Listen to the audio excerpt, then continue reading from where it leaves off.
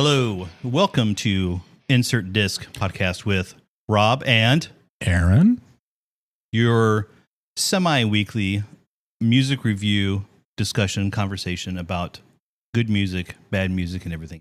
How are you doing, Aaron? I'm doing wonderful. This is delightful. Thanks for saying yes to all of this.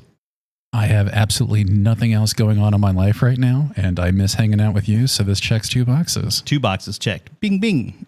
I think our goal here is to talk about music we're either listening to, want to revisit, inspired by. It's really just a love of music is my approach, which happens to be, at least for me, a lot of metal with sprinkling and seasoning from other genres.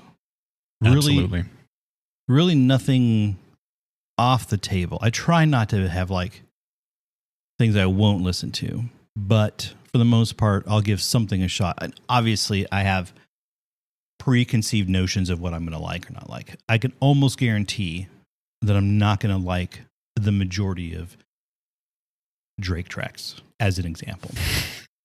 No, but that's not to say that I won't give it a shot or whatever, you know. And but I recognize that I have a very heavy bias going into something like that. But I was such a metal purist for most of the years that we were growing up together that I turned up my nose at anything else that came up, whether it was, pop music or hip hop or all the alternative stuff that was coming up at the time. And there was a lot of good music, but like I was just too cool for school. Yeah. And it's not until I've become the cranky old man that I am, where I've gone back to revisit a lot of the non-metal music of the last 30 years and beyond, and have had the epiphany, holy shit, I missed out on a lot of really good music. You made me just think of something right now when you're talking. You know, one of my favorite things to do is to watch Amoeba Records. Oh my God, yes. Whatever they have. What's in your bag? What's in my bag, yeah.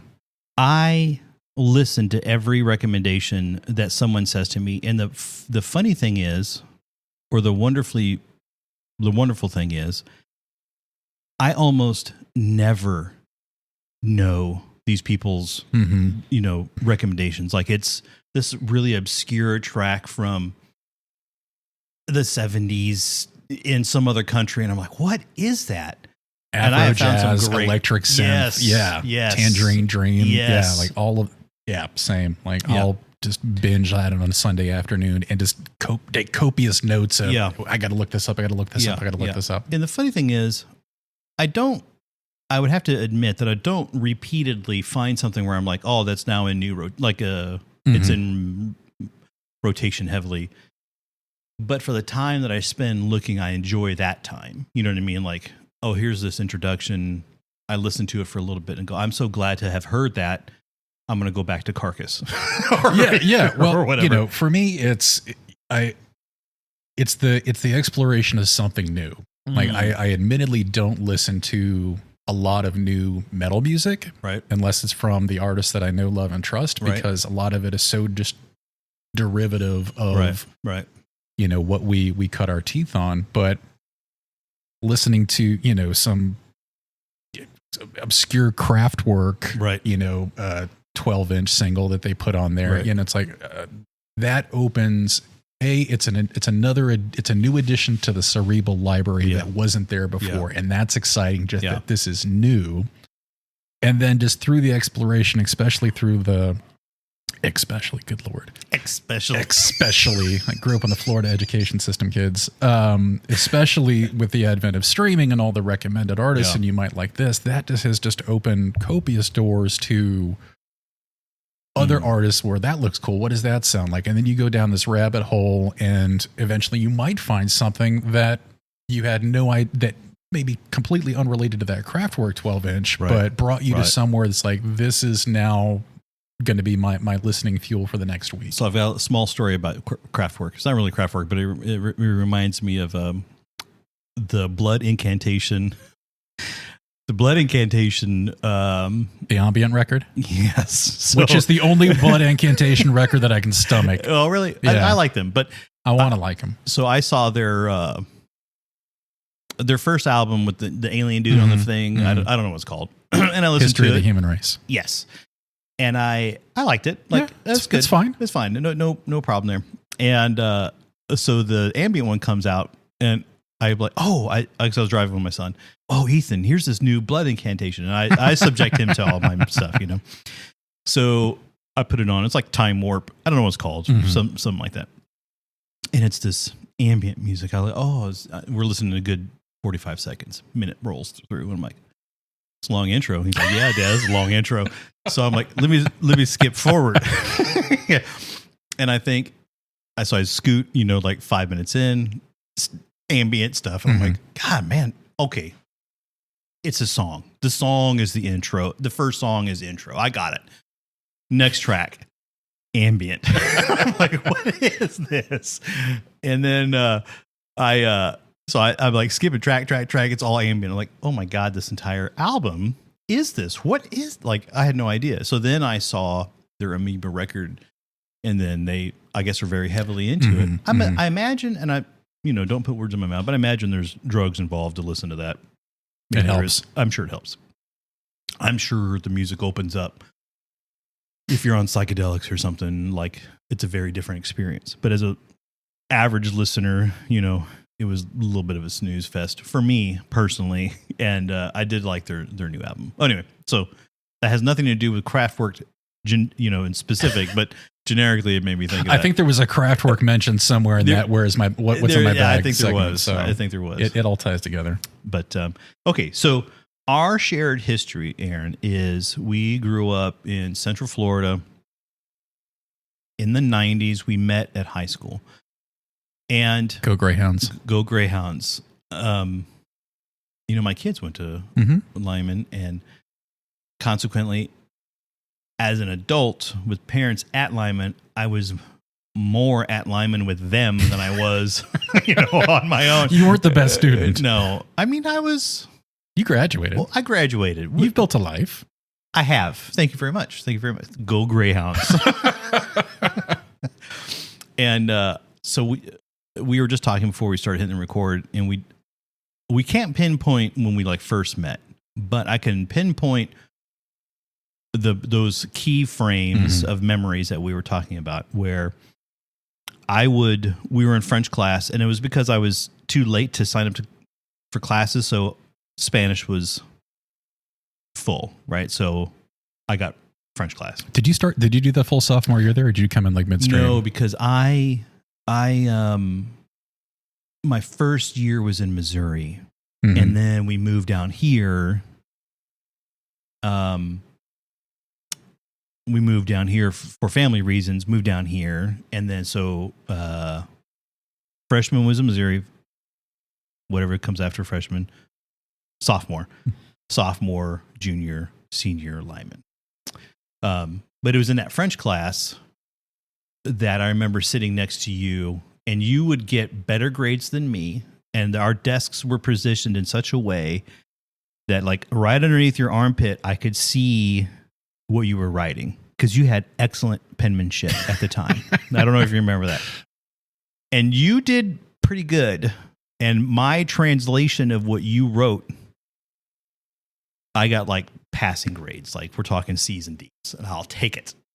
I'm so happy that I could be that vehicle for you. And you know what's so funny is, I remember in French, I remember the teacher sometimes talking about English as if I had a command mastery of the English language, as here's a present participle, and I don't even know what that is in English, let alone translating. So I felt totally lost, and I totally passed that class because I wrote down all your answers from what I could read. Again, I'm so happy that I could be that vehicle for you, and that's what brought us here together 30-something years later. Anyway, we met in French class. I remember, and I think I've told you this before, so I apologize if I'm repeating a story, but I remember. No one else has heard this. I used to write guitar tablature down. I would make it up. We would have my stepfather at the time was a printer's copier sales guy. So I had access to this duplicating machine. It wasn't really photocopy. It was a really weird technology. Anyway, I could print tens of thousands of pages if I wanted to. And I used to print the guitar tab blank sheets and make copies of the blank sheets and then try to write my own music. And I wanted to impress you so much that I would say, here's the song I'm working on. And I would make up guitar tab, like secretly, well, when you weren't paying attention or whatever. And I would hand it to you like, look at this riff I came up with. Having never played it, having never heard it in any whatever. You were writing tablature from memory, man. You know how impressive that was? I was like Mozart. I was coming up. In Bach. I was coming up with these riffs right out of my mind and writing them down. And you would graciously take them, and you would come back the next day and you go, I remember you being kind. And you would say, yeah, I don't know, maybe I have to hear it first to really kind of understand what was going on. But I tried playing it through and I just couldn't really get it. And I would say something like, yeah. When we get together, I'll show you how it was. And obviously that never really happened. We would just get together and listen to music or whatever. But yeah, I tried very much to impress you with my made up music. You're welcome. Again, it's those origins that have kept us in contact for a lifetime. Yeah. So I was thinking about this the other day. It was sophomore year. It was either the fall of 91 at the beginning of the year, or it was sometime in 92. I know we were hanging out in 92 because we were going to shows together. We went to that Napalm Death show together. That was my first concert. A bunch of other stuff that year and beyond. So I know it was at least 92, if not 91 proper, at the beginning of the school year. And I was a long-haired weirdo and had a mother that had a lot of guilt issues and bought me a lot of guitars and musical equipment to compensate. So I would just listen to music and play guitar and write riffs and try to do stuff. And just music was my only outlet. I had a few friends, but like I didn't, for most of still today, for most of my life, it's been, I've been a lone ranger. And then at whatever intersection that was in our French class, here's this long-haired ginger dude that I hadn't met before. And also, I had done my freshman year in Ohio, so Lyman was. I didn't know that either. Yeah, so I lived in Ohio for a blip. But I was in Florida. Where in Ohio? Tippecanoe City, just outside of Dayton. It's about the size of a hemorrhoid, just outside of Dayton proper. Like a free floating one, or attached. It was kind of throbbing.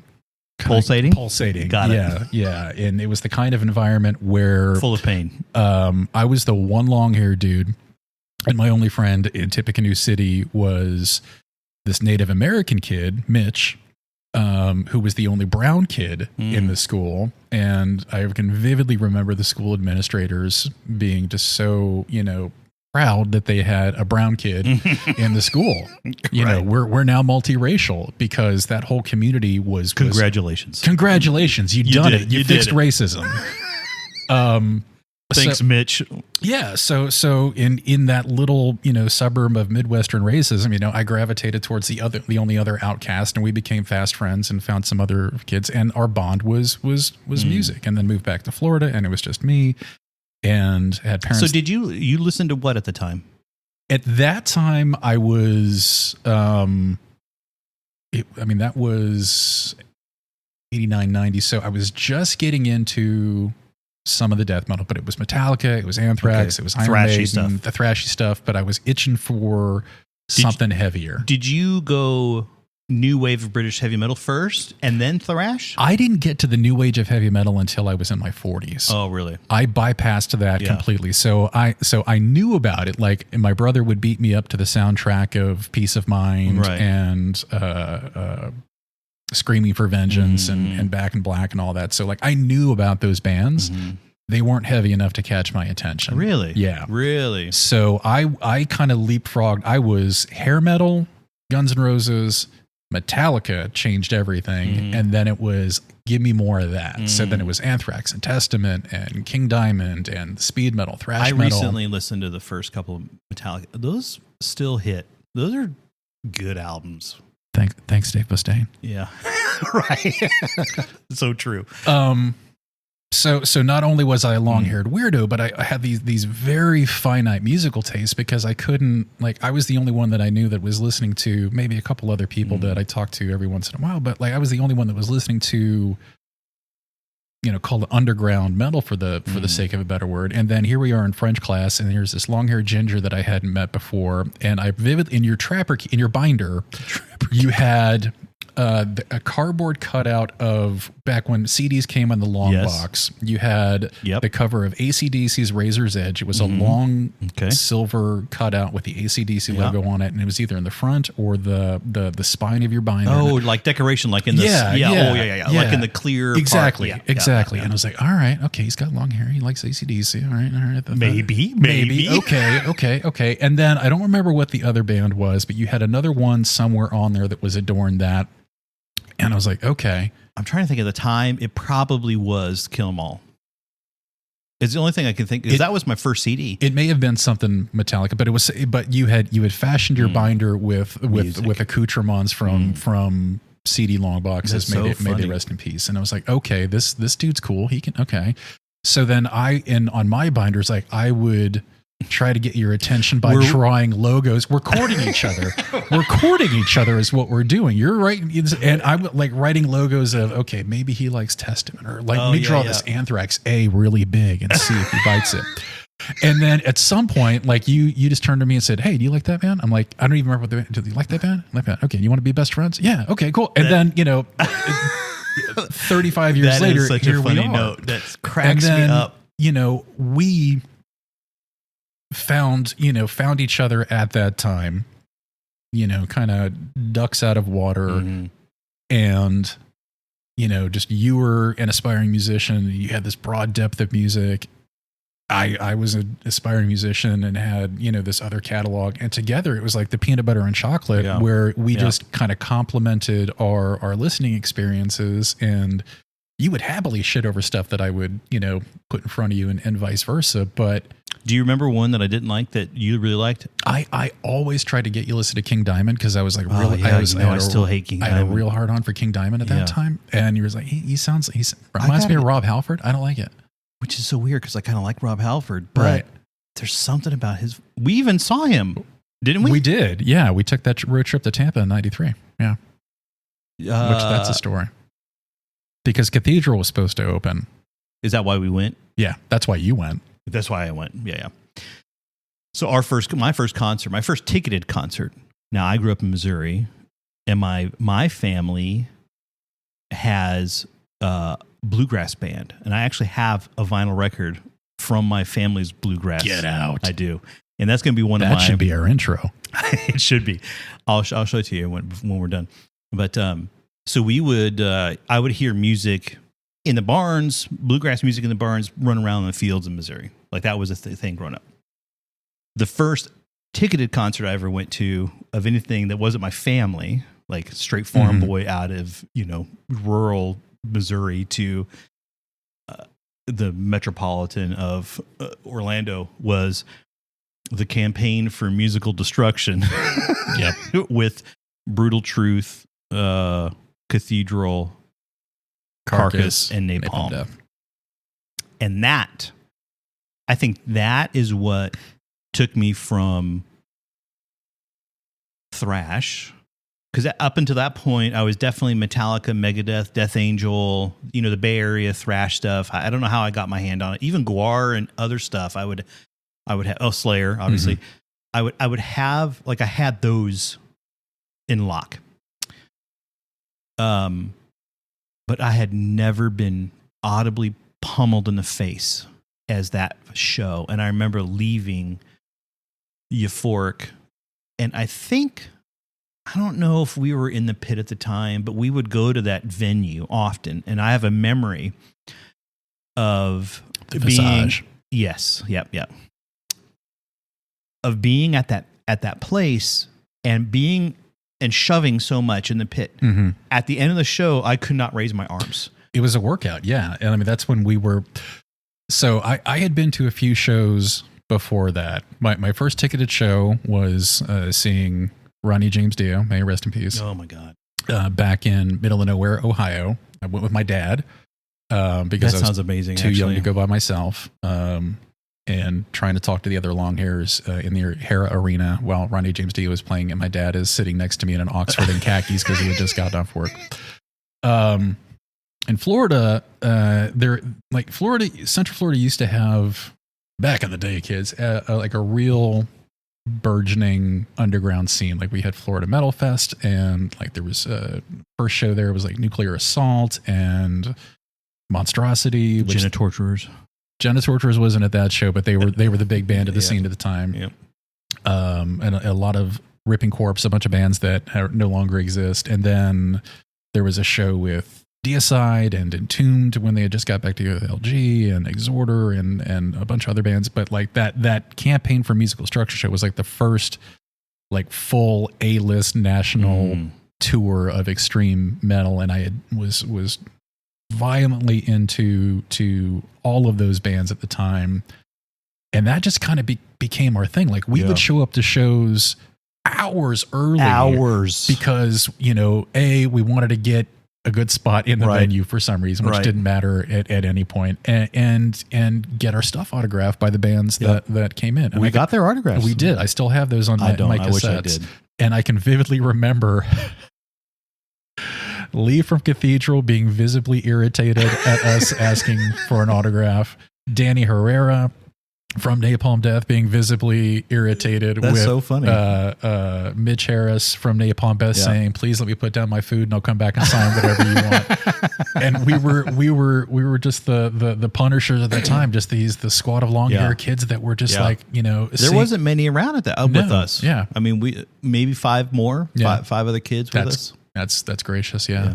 But but yeah, that show was kind of what opened the floodgates to, and that lineup was like so dynamic. You had Brutal Truth doing the grindcore. You had Cathedral, which when Cathedral came on, and people looked around like, "What are we supposed to do with these like 4 beats per minute kind of riffs?" And we were just like really starting to dig the doom scene, so we were excited to see them. And then Carcass, that was the Necroticism tour. Oh my God, so good. Primera, Napalm Barney with the long bleach blonde hair. It was just like, all of those shows, like I remember feeling like we had just been beaten up, and that was kind of the MO for, at least the next 5 years. Yeah. Those were, I mean, I look back at that time, and the irony is, it's obviously a nostalgia in terms of, I have affection for, I had affection for my life at the time as it relates to friendship and the goings-ons.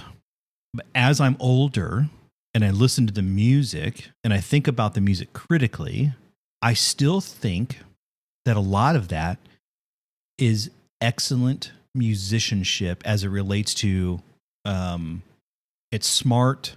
And you said a word, dynamic. There's a lot of some bands are dynamic. Some bands are not dynamic, but the ones that I really gravitated towards had that kind of thrash, technical aesthetic, but somehow more crunchy, brutal, heavy, whatever. It was just like turned up a bit and better. And I loved it. I just loved that time. I love all of that.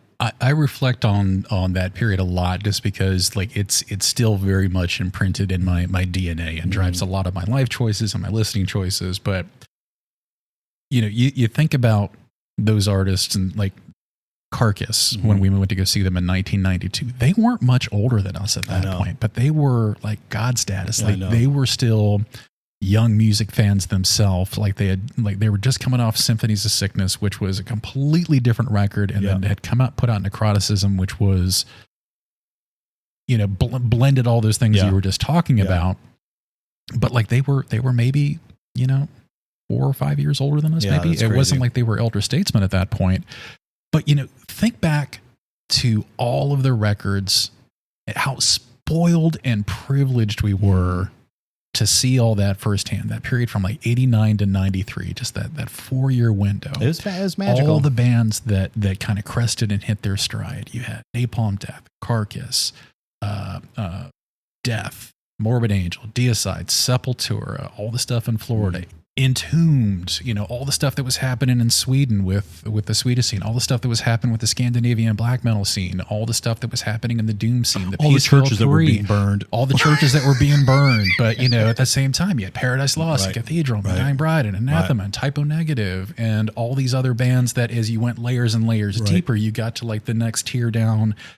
All of that happened in like a 3 to 4 year window, and we went to a lot of those shows, and that's still like the majority of what I fall back on. Like for us, like that was our Beatles, that was our Rolling Stones, and the chronology works out based on where we are in our life cycle. But in what other universe, time, and place would all of that come together where you had such a diverse explosion of heavy extreme music that was either just abrasively caustic and raw, or polished and refined and pompous, and everybody knew those. Like that was all part of the same community.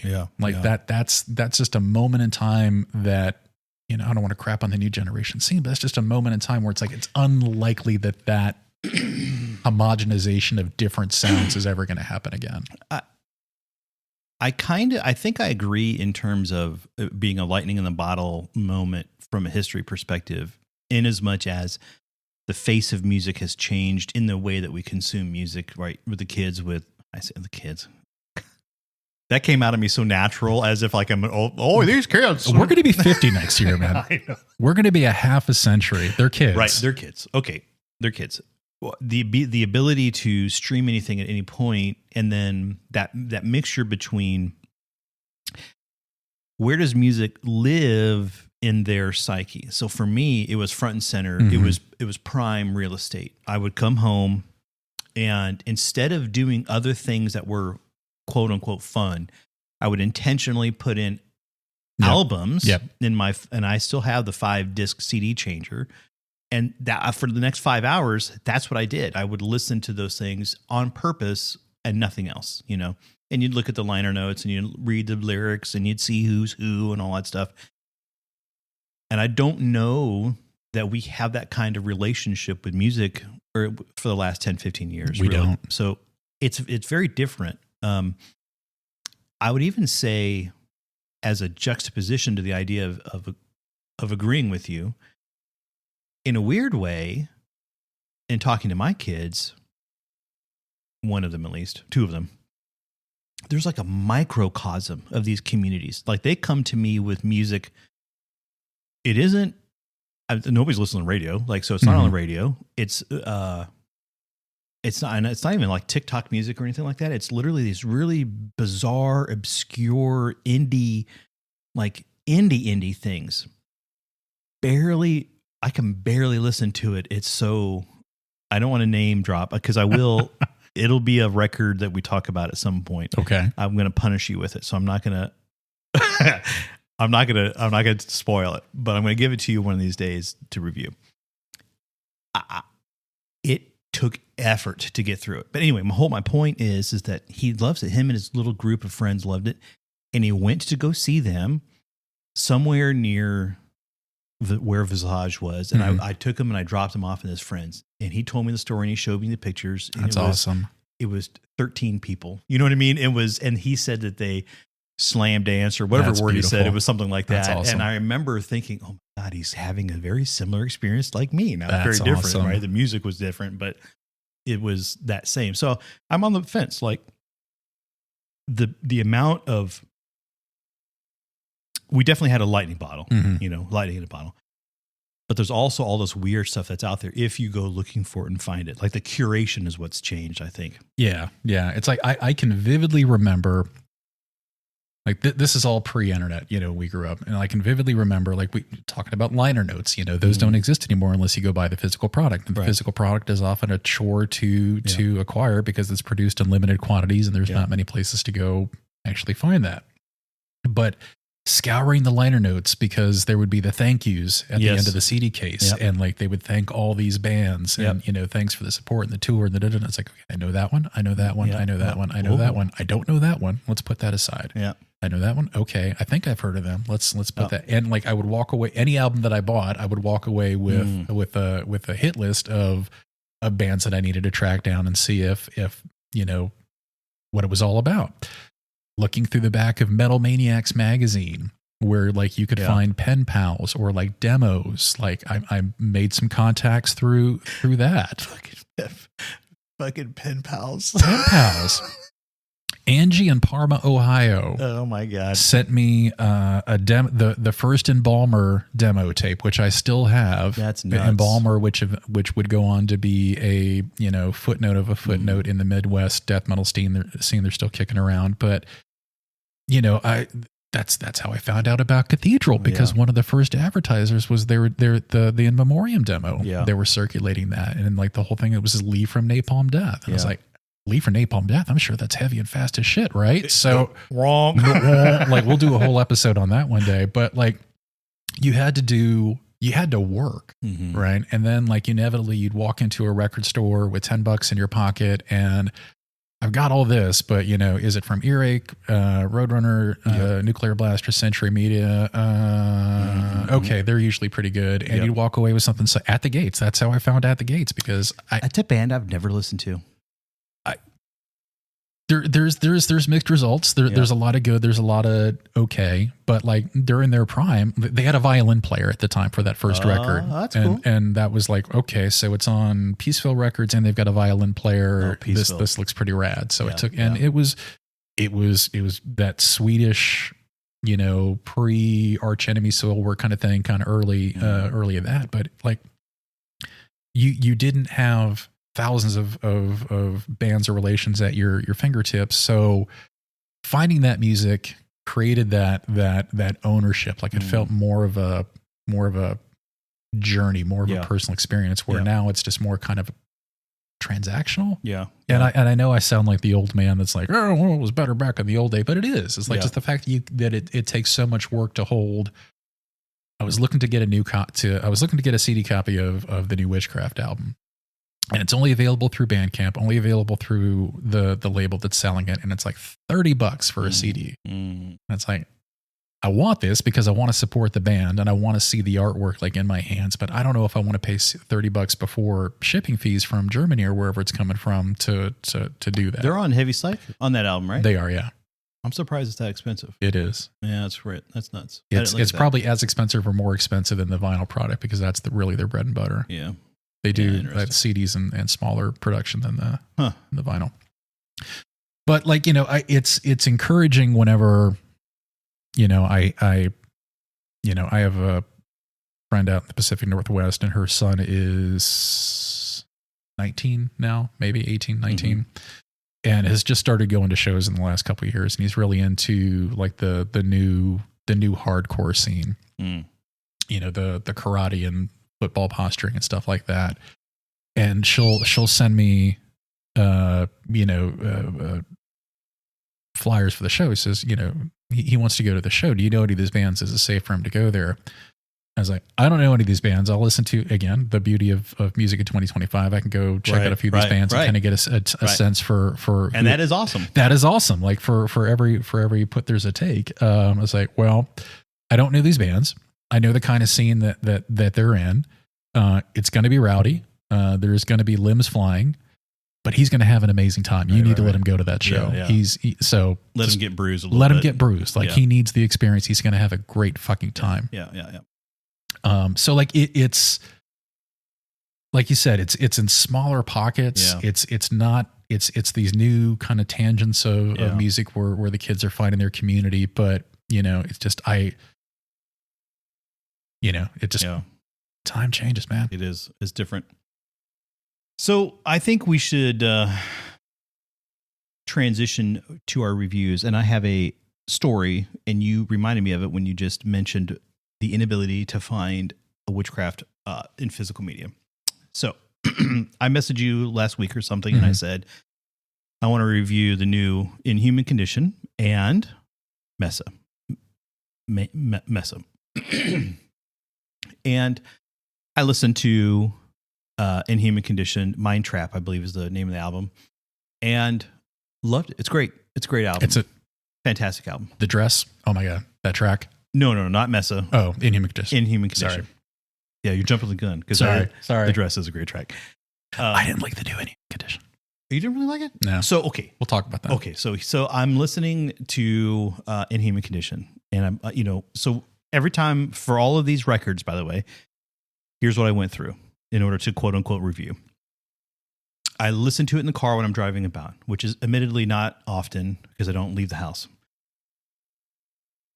I do listen to it when I'm sitting over there working, and I have decent little studio monitor speakers there. So there's a little bubble of decent sound. It's not the best sound. And then I will listen to it on my stereo and then also headphones.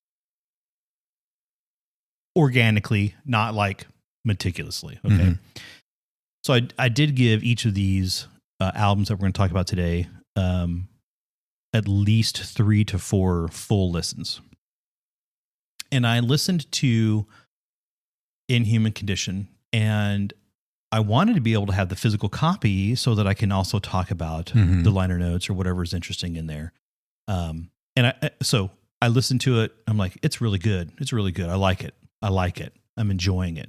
I'm listening to it. As I'm listening to it, I'm thinking about other things. It's kind of like it devolves into background music. Okay. Mm-hmm. So I go to Park Ave, my favorite local record store, and I went to go find the disc so I could look at the liner notes, and they didn't have it. However, I was kind of like, oh, well, that sucks. I walk by, and I see Gruesome on the little stand. They have it out, and I was like, oh, Gruesome, interesting. I'm here. I'm going to grab it. I hadn't listened to it, really. I hadn't listened to it yet. Had you listened to Gruesome before? Yes, but not a lot. Okay. And I knew of what their thing was a little bit, but not a lot. So I come home, I put it on. I'm like, this is fucking amazing. It's amazing. It's a great record. I'm like, oh my God. Now I'm going to lose some credibility here. I'm like, this sounds just like Human. I'm like, Death's record Human. Mm-hmm. I'm like, oh my God. I'm like, is this a ripoff? Like, what is this? I'm listening to it, and it's as if I'm listening to some long lost Death album. I love it. I forget about Inhuman Condition. Like the difference between those two albums, and even though they have a shared taxonomy of people and history between massacre and death and all this stuff. And I in the back of my head, I knew this, but I hadn't really done a deep dive on the whys and the who's in the house. I listened to Gruesome, and that's why I was like, when I texted you, like, hey, I'm going to do this Inhuman Condition album, like, I really liked it. It's, to me, solid. Like, it was solid, but it was like a forgettable great. Yep. And you know what I mean? Yep. Like, no, absolutely. Every song kind of was it was, I don't know how to explain it. It was great. It was fine. It was like if boring could be great, it was a great boring record. It did not stick, or I didn't have it. I listened to it. I was like, I think I just listened to it. I like, yeah. It came and went. It was gone. I enjoyed it, and I don't know what else to say about it. That what you just hit on there. So I wrote music reviews for an online webzine for. You're a professional. For over 10 years, and my listening habits are not dissimilar to where, like, you've got to give it at least 3 proper listens, regardless. Like, the car test is the one. Yep.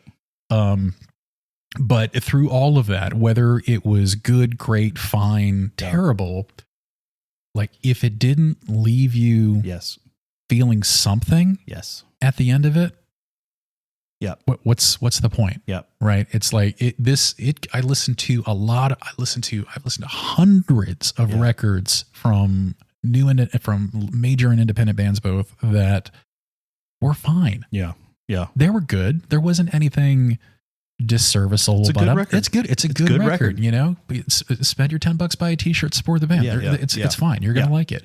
But the number of albums that were like, wow, like that's going to sit with me. I'm going to be thinking about this record next week.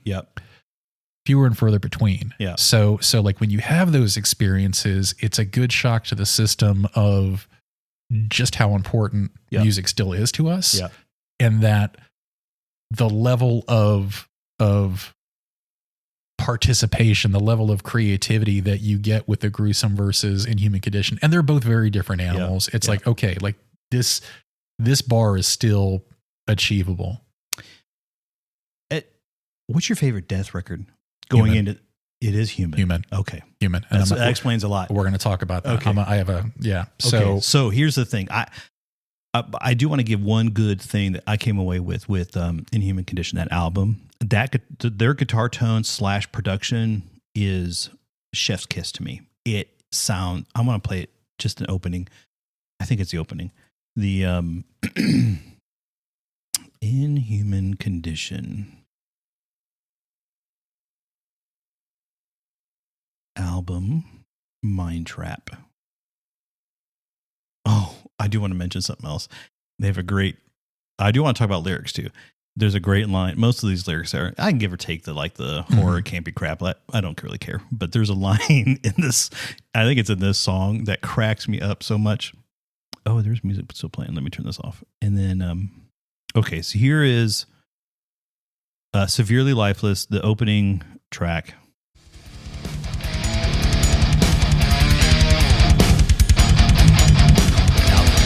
Guitar tone, I love. Taylor Northburn, so good. So that started, and I was like, this is gonna be a pretty good album, and which is why I was thinking, as I was listening to it, this is really solid. Like I'm really enjoying it. But by the end of it, I was like, I don't know where the 40 minutes just went. It just kind of blurred into one blob of really good, boring death metal. You know, here's my beef with Inhuman Condition. And so first of all, this is solely speaking for myself. They are local Florida band, born and bred. Taylor, Jeremy, Terry Butler, they're all lovely, talented gentlemen. The music, like you said, is fine. They're all three members born out of Massacre. The band name Inhuman Condition was taken from Massacre's EP after the From Beyond record back in 91, 92. It sounds like Massacre. The whammy bar dives at the beginning of the intro, that's Rick Ross. You know, that's you know, it's the Massacre signature was that Kaler dive bomb, right? So, and being a Massacre fan comes with a lot of baggage, because there's a lot of baggage with Massacre in general. No disrespect, but look it up. But even a Massacre record like From Beyond back in 91 during that heyday, like there are some really good tracks on it. It still holds up, but it's one dimensional, right? Like it is what it is. It is what it is, and it's fine. It's still aged okay, but there's less color and depth in an album like From Beyond or an Inhuman Condition EP, which sounded very different than the debut, but it sounds like Massacre. And Inhuman Condition, their whole formation was a reaction to Massacre. Terry was the original bassist of Massacre. Jeremy and Taylor were both in Massacre when Cam tried to reboot the band for like 10 minutes and were like, screw this, we're out, and then kind of formed an alternate Massacre. And everything that they produced is fine, but I feel like I've heard it. And it's, again, they're doing great work on their own. They're really starting to hit their stride. They're on their third record, I think, now. And like they've got their own following, and they're tremendous musicians. But I did watch some live videos. So part of this too, by the way, I went and I tried to watch live and see some extra stuff. And they look like they put on a great show. Like they're all really energetic, super talented. And, yep. They're all selling it so good. Yep. But it's just like for me. It's fine. Yep. It's fine. If I've got 40 minutes to listen to a record, I don't know that's where that 40 minutes is going to go. Yeah. So manage my surprise when I, again, blindly pulling Gruesome. Again, I knowing of the shared history, but not really too deep. I pull Gruesome off. I put it in. I'm like floored. Like he sounds like Chuck. Mm-hmm. Like vocally sounds like Chuck. The writing sounds as if it was just some other death material. The production, the drumming, like it is all tens. I loved that album. I have the little disc here, and I even remember looking at the art, thinking, my first thought was, I look at this artwork. It's got there's like a form of a dude. It looks like it's painting with like hands on it. It's creepy. My first thought is it looked like Dave McKean. Do you remember Dave McKean, the guy that does like the Paradise Lost albums, like as Shades of God, and like the he did a bunch of Sandman comic book stuff too. That was his big claim to fame. But then I thought, oh no, this is human. This is literally human inspired. Yep. You know, the Death album Human. And I go, oh my God. And so anyway, I got that vinyl over there. Oh yeah, look, I mean, you put the two artworks together, you can totally see that. It's almost like it was intentional. So anyway, I'm listening to this. I'm falling in love with this. I didn't do a track by track synopsis, but this album is great. Every song has its own journey. Every song is dynamic. There's even some of the clean guitar work that's like, again, I'm not knocking it when I'm saying it's like Death's human. It's not a knock. I say that with reverence, like it's an homage. It's a expertly crafted. What's the word I'm looking for? You just said it. Homage. I don't know why I couldn't say that word. the word that I just said. The word you just said. It literally is, but done so well. It isn't like derivative crappy, like, oh, it's just a crappy cover band. It literally is, man, this is amazing. It could add, it's like it adds to the respect. First of all, Matt Harvey, like anything that he's involved with, take my money. Recorded in Orlando. Yeah. So, Matt, who also fronts Left to Die, Death tribute with Did you? Terry we saw it together. That was their first show. We went to go see that. That's right. My shirt faded.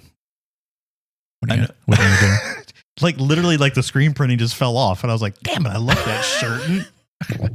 You need better detergent, man. Yeah. But yes, but Gruesome, like Death for me and for many others, like is my favorite death metal band. Just because you talk about death metal as a genre and just how so good it's evolved and just the creative arc as a genre, like Death's creative arc from 87 to 99, whenever Chuck passed. I mean, wild. From the beginning to end, and it just got better and better, and just more the colors I'd never seen. Yes. And Matt and Gus and the crew, recognize that as fans themselves and kind of took this as a lark. And, through every album that they've done this, they have treated it not as a joke or like a Weird Al parody, but like with real reverence. Yeah. And that, I think, is what really translates through the music. It's not half-assed. It's not, there's a little self-referential, but like if you go, especially with this record, like there's a whole like in making of. I love those videos. Yeah. Scott Burns is on there. Scott Burns. And just, Gus Rios tearing up about, not Gus Rios, drummer. Neil? Not Neil. I kick myself. Gus Rios is a guitar player. He's amazing. I can't read the liner notes because my eyeballs are bad. I think it says in there. That's my only complaint about liner notes these days. I can't read them. Gus Rios is the drummer. I'm thinking Daniel Gonzalez is the guitar player. I had it right. Gus Rios, the drummer, who,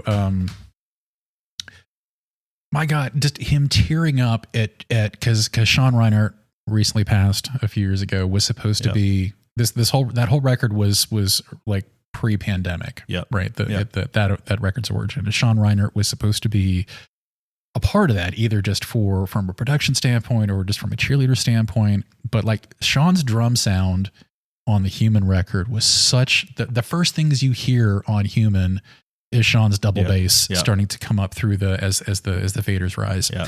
And like that's such an important piece of it, and just the emotion that he is welling up with as he's talking about wanting to do well by Sean, and the fact that he's no longer with us.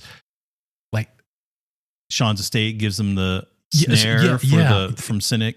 It's like they did it the right way and for the right reasons, and it works because it sounds familiar enough that for old farts like me that are stuck on old music, it's like, this is still kind of close enough to the original that I kind of know what's going to happen. But they're all such amazing musicians and songwriters in their own right that they'll turn it on its head, and I won't. And it like, that was an amazing left turn. You know, I'm almost grateful that I didn't know the craftsmanship going into that first listen, because it was a shocking moment. I was literally like, what am I listening to? It was a great experience. It was like akin to like not watching a trailer and then really enjoying the movie, and you're like, I'm so glad I didn't go in blind. I went in blind, and it was amazing. It was amazing. Loved it.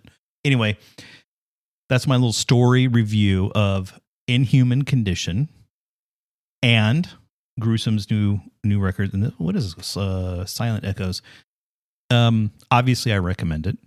I do want to do ratings, but I don't know what kind of ratings I'm going to do. So I'm going to be all over the place. I'm not holding myself to a rating system, but I'm going to rate this a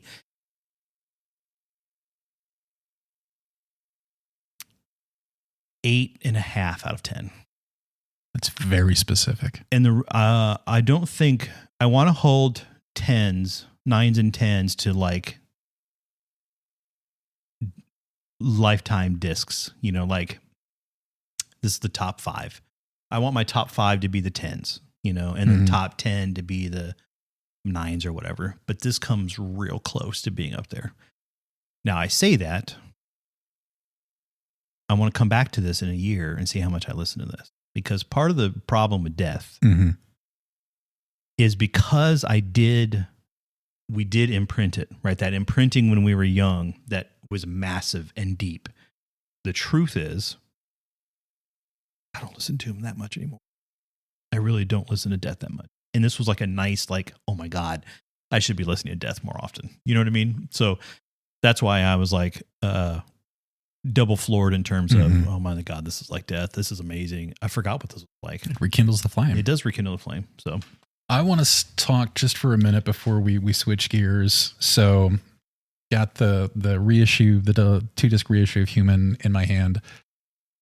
I still listen to this record twice a month. Oh, really? Really. So Death, for me, my all-time favorite death metal band. Like if every other CD in my death metal collection burns down, melts, and I can only save one band, it's Death. If I can only save one record, it's Human.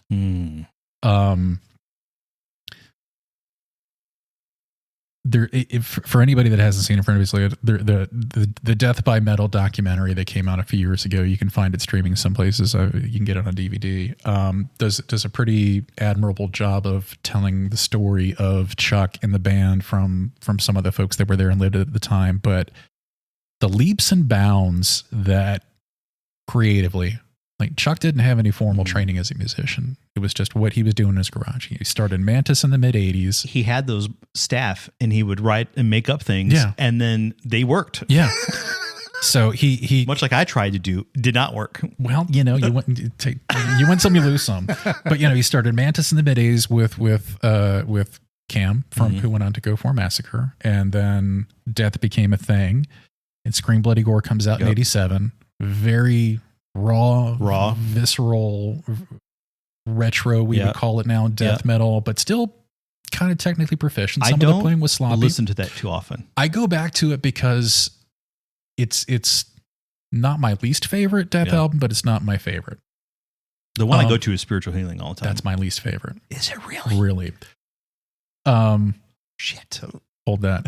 But like and actually seeing Left to Die play Scream Bloody Gore front to back live was that kind of, you know what? Mutilation, that's a good song. I haven't listened to that, and kind of forced me to go back. And was that song on that record? Was that on the demo? No, that's all in Scream Bloody Gore. And like you go back and like, okay, it's not his best stuff, but it's not as bad as I remember it. Yeah. Leprosy comes out a year later in '88, completely different lineup. It's the sound is thicker, it's heavier, it's 8 songs, it's a tight record. Rick Ross is lead guitar player. It's, Chuck's doing a lot of the heavy lifting with the technical work, but it's good. Pull the plug, open casket. It's all staples, right? That's the living after midnight. Spiritual healing comes along, and it's like there's this juxtaposition of where Chuck is leaving from Leprosy to where he ultimately wants to go, and he hasn't quite figured it out yet. He's still got some of the Leprosy lineup with Terry and Bill. James Murphy comes in on lead guitar, and it's less about the gore and the guts, and it's a little more social heady, living monstrosity, spiritual healing, the cover with the preacher, and it's the let's talk about stuff that's actually real life is scarier than the fiction. And it's kind of because it hasn't quite figured out who it wants to be when it grows up, it doesn't sound as fully formed. Yeah. Human comes out in 91. And it's a different beast. At that, I don't know if Atheist, I think Atheist maybe came out in 91, 92, but maybe 90. But like Cynic was part of the lineup that recorded Human because Chuck needed a new band at the time. But there really wasn't this technical progressive death metal. It's its own genre right now. You've got plenty of bands that are doing that fine, but like there wasn't. That didn't exist in 1991, at least not on a mass market scale. Right.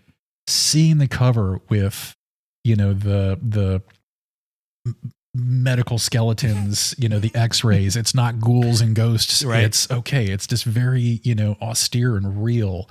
And that beginning volley of Sean Reinhardt's drum, and the way that the riffs carry onto it, and just the harmonies and the lyrics, and the Suicide Machine talking about assisted suicide at a time when it was still very controversial. The combination of just how technically and progressively bold it was hit me like this is the OG. Yeah. And everything after that has been good. Symbolic or individual thought patterns, good record, little poppy, little too happy in places. Symbolic, too long. Sound of Perseverance was supposed to be a Control Denied record, but there's some good stuff on that. But like this, like there's so many spider webs that dovetail off of this record, and it's like I still come back and listen to this at least twice a month. Here we go with the intro. And what's good about this, when you were telling it, is it's heavy as shit, but it somehow eases you into the idea. Like something's coming. Yeah. And the opening riffs, so good. That's good. I'm getting the tingles. I've heard this riff thousands of times. And with the harmonies layer, it's like makes my people tingle.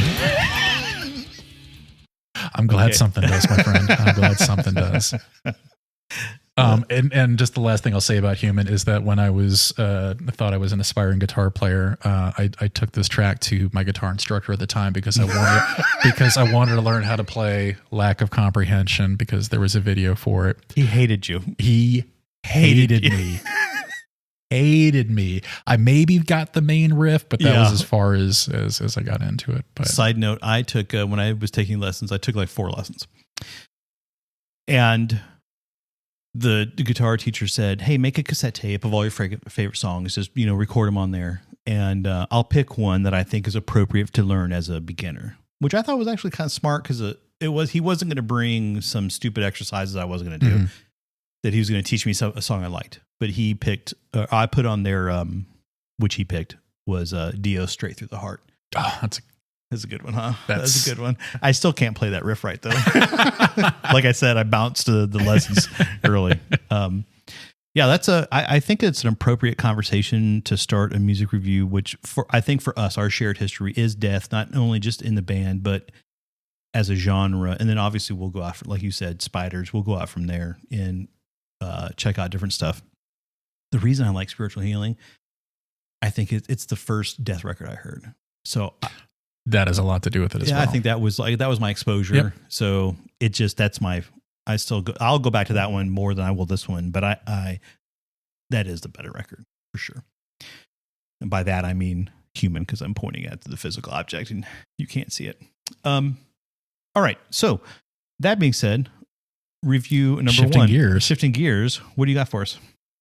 We are going to talk about. Oh shit! He's got a bag. He's got a black bag. Oh, is that a vinyl? Oh, he's getting the vinyl out. So I don't have a record player currently. I have a lifetime of records, but I spent so much money on records back in the day. Sure. That it's just, and they're so much more expensive now that I haven't been able to justify going up. But there are still certain records that I'll buy on vinyl because I like the artwork, I like the band, and at some point I convince myself I'll get a turntable again. Legions of Doom. I've got so many thoughts on this album. Legions of Doom. Legions of Doom. Skull 3, name of the album. So Legions of Doom is call it a super group for less of a better term, but it's basically so Eric Wagner from Trouble.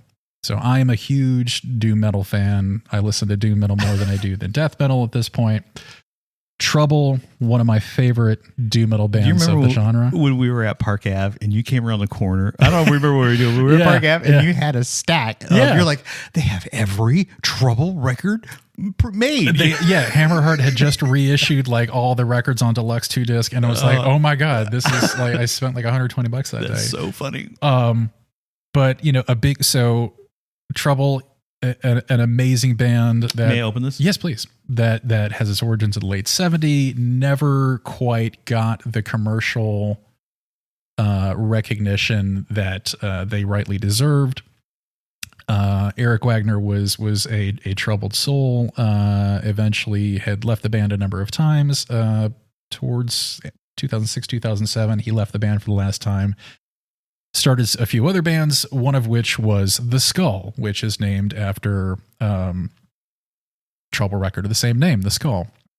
And it sounds a lot like Trouble. Ron Holzner, former bass player for Trouble, was the bass player for The Skull. And Eric Wagner sounds like the singer for Trouble no matter what. He can't do anything else. It's that raspy. He did Blackfinger, right?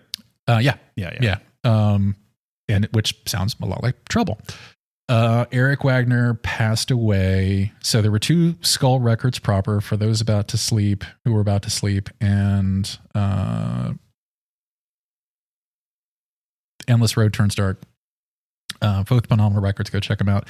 Eric Wagner passed away from COVID-related complications in 2020 maybe. I'm not sure the exact date. But he had written a lot of the lyrics for what was to be the next Skull record. Obviously not there to be a part of that, but the remaining members of the Skull band took the music that they'd been working on and the lyrics that they had written and enlisted Carl Agel, formerly of COC, Blind, and Scott Riegers, original and current lead vocalist for St. Vitus, to put together to record those songs. And rather than release it under the name of The Skull, because it wouldn't be right to do that without Eric there to do that, because it was Eric's band, they called it the Legions of Doom, which is a pretty cool name for a doom metal band. Agreed.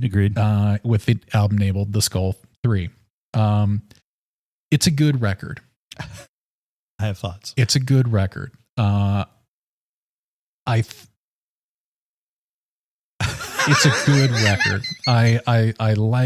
I love that they're continuing the legacy of Eric Wagner and the band and creating opportunities to continue to play those songs live, because there are some great. I saw The Skull at a festival in Las Vegas when the first record was out, and there's maybe 200 people in the room. Yeah. And, Eric sounded like he did like when he was 20 years old. Yeah. Like a little lower, a little more cigarette wear. But I mean, he was phenomenal show. So just a vehicle that keeps the memory alive and the songs alive in a live setting, and allowing those unfinished compositions to kind of see the light of day are admirable. Did you write this? These are my track by track notes as I listen to this. There are some good songs, there are some great songs, and there are some songs that don't quite hit the mark, right? So I had no idea about this. Yeah. And you said, I want to review this album. I looked it up, and I knew that it was a Wagner, and I knew of your love of Trouble, which I did not have. I was not really exposed to it. Didn't really get into them that much. I have listened to them. Mm-hmm. What's the Psalm 9? Psalm 9. And I've listened. Is that the purple face one with the eyes? Purple Mind Condition. Yes. So a couple of those I really like, and I've listened to them intentionally on repeat, not on repeat, but it was on more than one occasion. And I actually like Eric Wagner's voice, and I don't know how I stumbled onto Blackfinger. I've listened to that 100 times, backwards and forwards. I fucking love that album. Mm-hmm. It's a perfect album to me. Not a dud on it. Perfect quintessential doom sound to me. Yep. I was so excited to listen to this. My expectations were way up here, Yep. And unfortunately I did not enjoy, well, like you said, there's some good songs on here, but there are some that were too much for me. I did take notes through this. I did notice the 3 different singers. I didn't know who they were. Mm-hmm.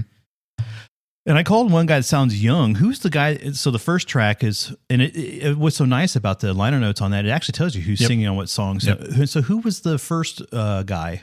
So Carl from COC does they did Blind, Vote with a Bullet, and all that stuff.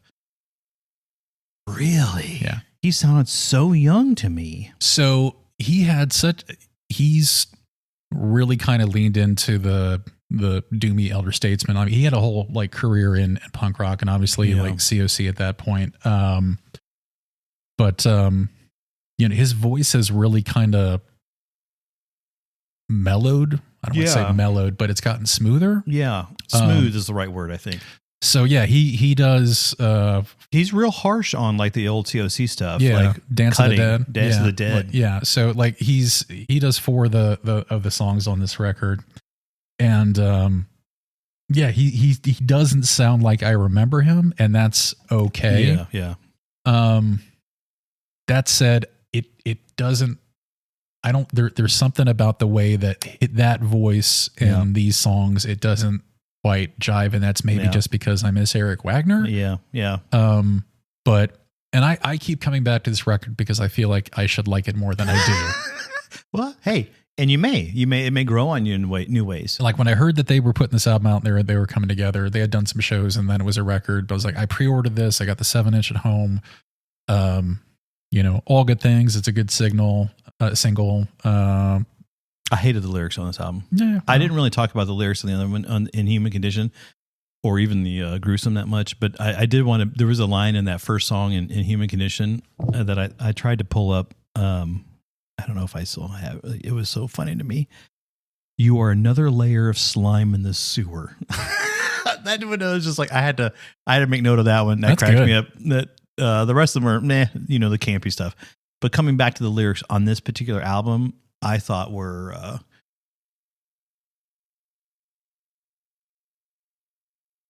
not childish. I'm not saying they're the content is not childish, rudimentary, just blasé. Or I didn't understand it. Part of this too is that, again, this was taken from Eric's lyrics before he passed. Yeah, not sure they're finished. Yeah. So this is what they had to work with at the time. Yeah.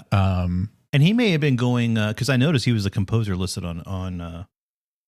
He was a composer on all these songs. It's his lyrics. Yeah. So Lothar and Ron from The Skull, previously Trouble. Yeah, I have a feeling that a lot of these weren't finished. So it's a bit of a eulogy record. Yeah.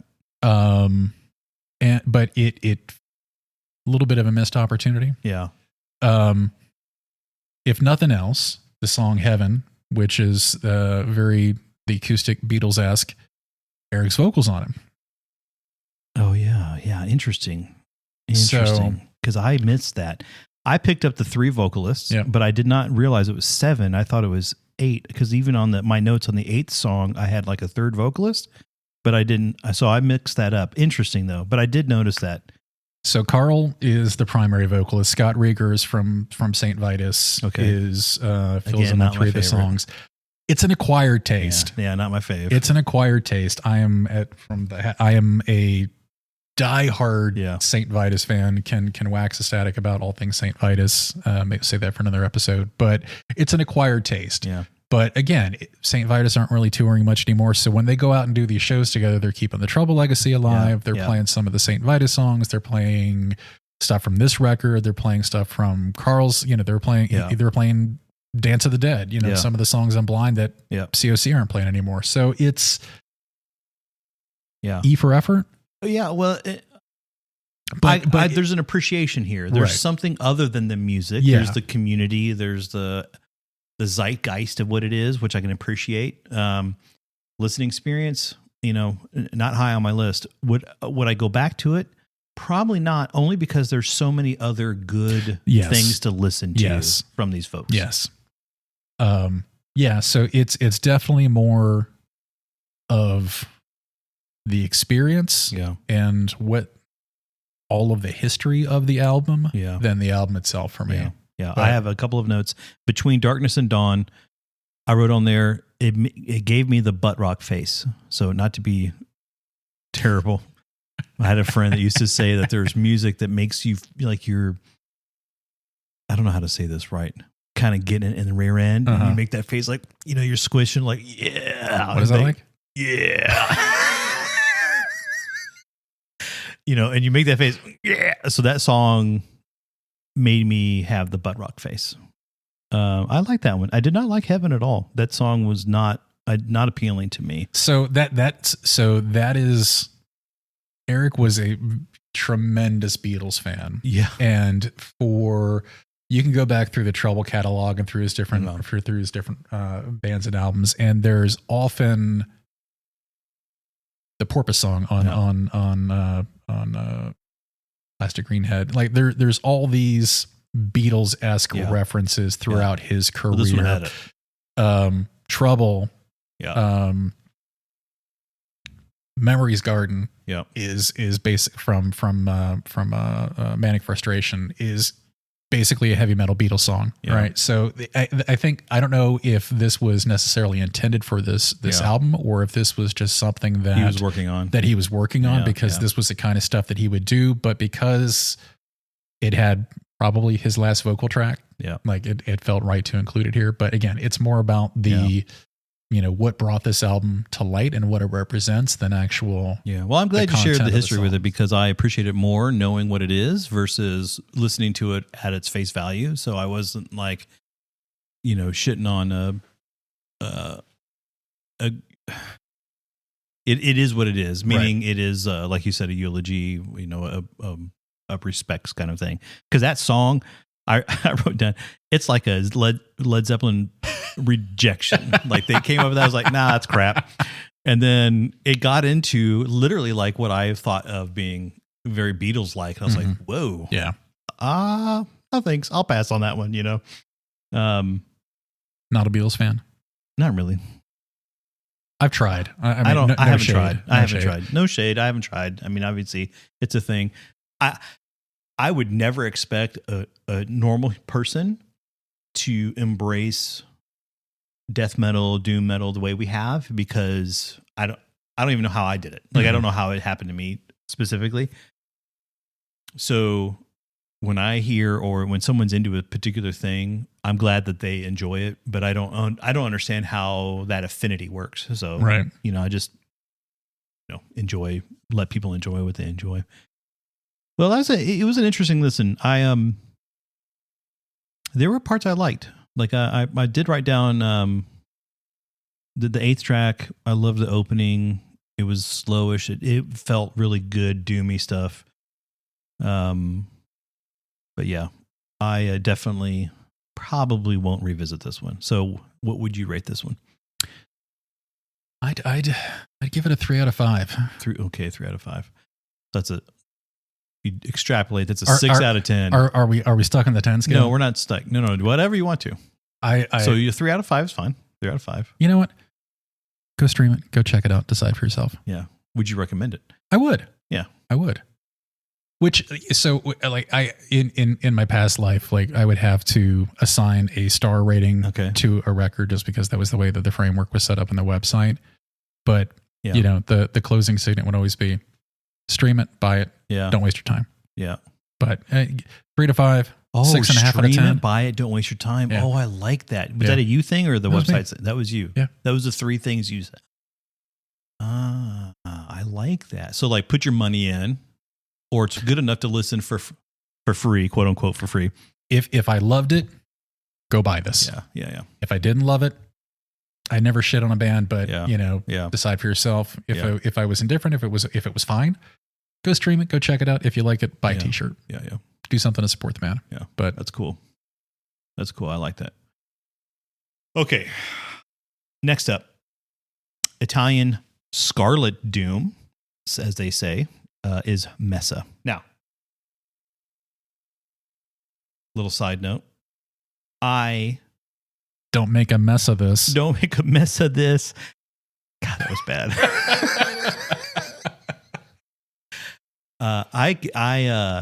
This album's coming off of their other album, The Room. No, not The Room. Close. I was just listening to this the other week. So, I was introduced to this band from Close. I don't remember how this got on my zeitgeist at all. But I really Close was fantastic. It's a great record. Talk about that maybe another day. But I had high hopes coming into the Spin, and so I eagerly waited. I pre-ordered it. Mm-hmm. And so I pre-ordered it on Bandcamp, and when it was downloaded, or when I got it, I downloaded, listened to it. And even before then, they released a couple of tracks, which in hindsight, I almost kind of wish they didn't, because I think they did release as singles. They're like the two top songs. Mm-hmm. And so when this album came out, I wasn't surprised. Yeah, I had really high hopes. So anyway, I'm jumping ahead of myself. The album is called The Spin, and I definitely recommend watching their videos as in addition to listening to music when you can, because they definitely have a visual, they care about a visual aesthetic, right? So they're adding to it. So all of the album, or all the songs that they have, I think there's 4 albums, or I'm sorry, I keep saying albums. I think there's 4 songs that they have videos from this album. And they all have a very similar visual thread, almost like telling the same story. But I will say that, in my opinion, this album is top tier stuff. It's like one of my favorite new bands, new to me, one of my favorite Doom-esque kind of, because they are both Doom and then they also introduce other elements, other instruments, jazz.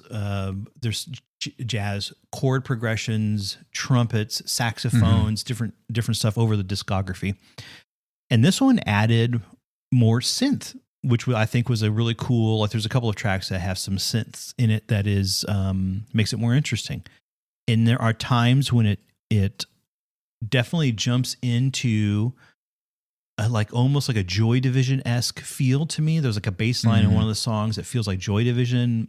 There's a little bit of a Sisters of Mercy kind of feeling, ambiance there. I love it. I can listen to this on repeat I probably listened to this album already 100 times.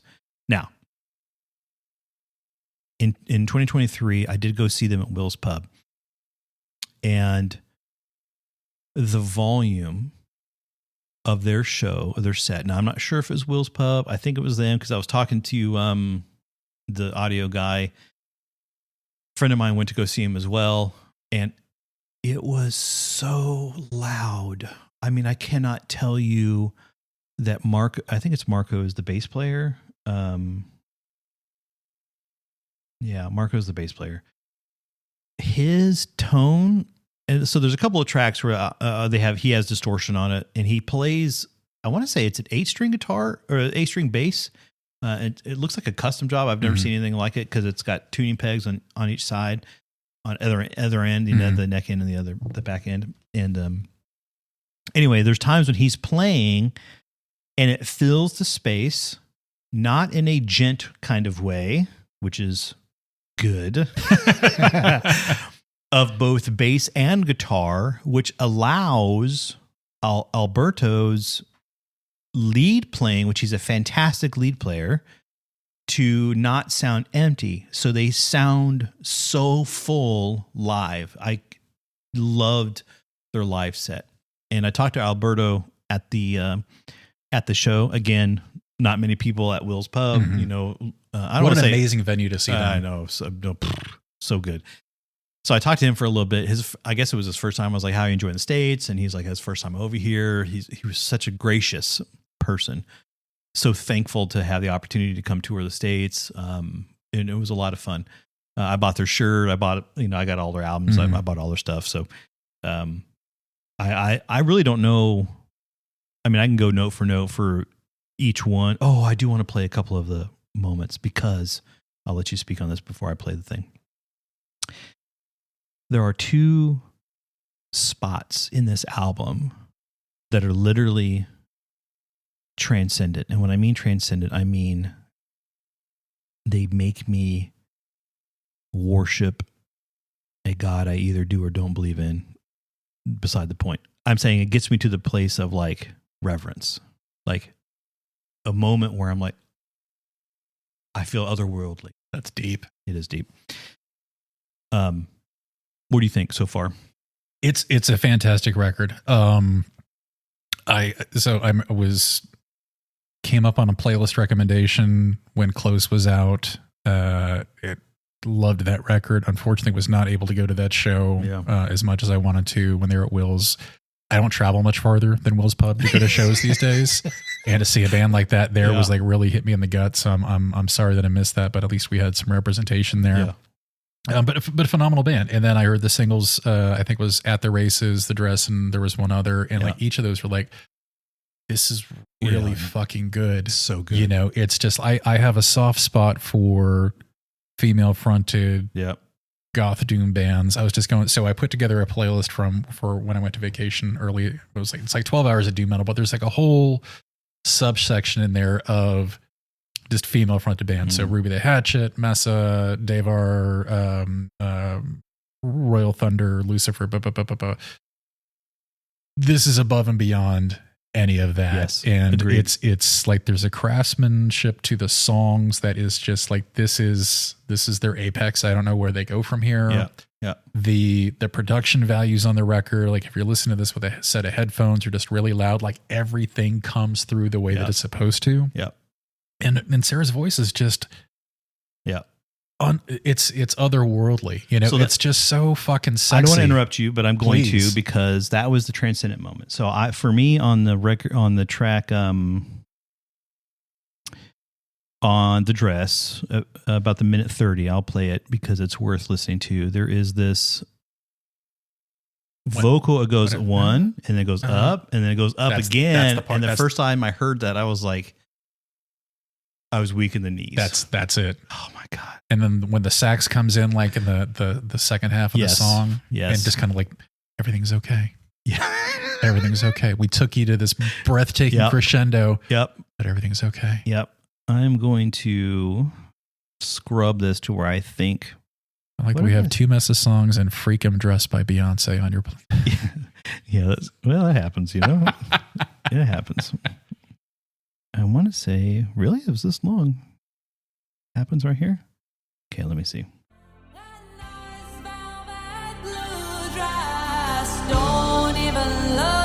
Yeah, this is the chorus, I think. Oh, I want to talk about lyrics too. Oh, my monster.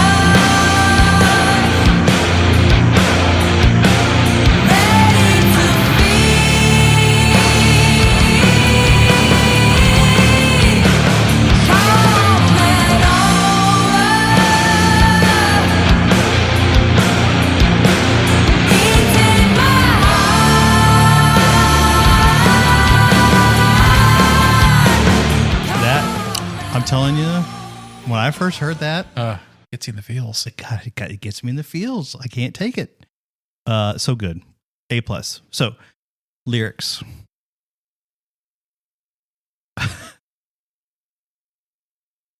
I have a love-hate relationship with lyrics. They usually don't matter to me at all until they do, and then I either hate them or love them. And so if the lyrics are like, meh, I can kind of like look around or not pay attention. It doesn't get in the way of the listening experience. But I'm primarily an audio first music enjoyer, and then the lyrics can either add or take away if and when they add or take away. I don't know who writes the lyrics. I feel like it's I think they only credit the entire band so I don't know who wrote the actual lyrics.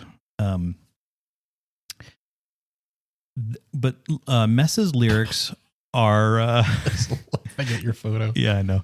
I took a photo. So side note is when I was there, I was trying to find, I was like, for sure I took a photo of this concert. And I couldn't find the in-room photo, which is what I have. When we release this, I'll put all these photos out. But outside waiting for the show, there was this massive bicycle group of, I don't know what they were doing, hundreds of people riding bicycles and popping wheelies down the main street for whatever reason. I took a photo. I actually took 2 photos. I thought this is weird, which is why I included it in the show notes. So anyway, I'm going to say her lyrics. I don't know if Sarah wrote them. My intuition is she did. Don't know why that's true. Whatever. But sometimes they're cool and they're